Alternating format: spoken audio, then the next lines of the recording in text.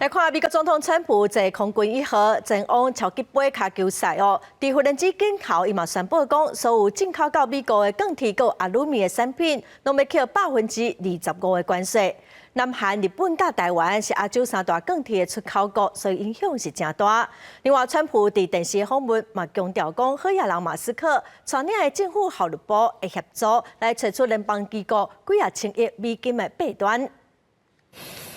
伫咧坐空军1号机纽奥良要看超级杯的半路，美国总统川普伫咧会议顶宣布，对所有进口入来美国的钢铁甲阿鲁米制品，要扣25%的关税，包括自加拿大甲墨西哥进口。Any steel coming into the United States is going to have a 25% tariff. What about aluminum, sir? Aluminum too. 10%? No, 25%. 25 for aluminum. 25 for both.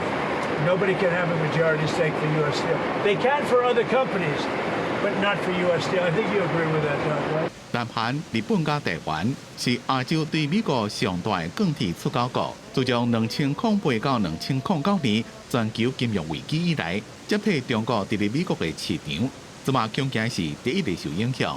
川普也强调，拜二或者是拜三可能会宣布对等关税。也就是讲，美国出口的商品，若互任何国家扣关税，那呢，这个国家的商品要入来美国时阵，也会互美国扣关税。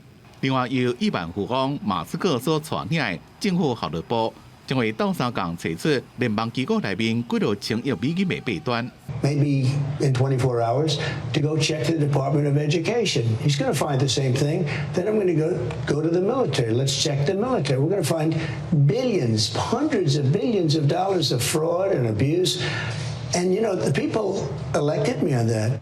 川普重申检讨五角大楼支出的必要性。国防部的年度预算超过8000亿美金。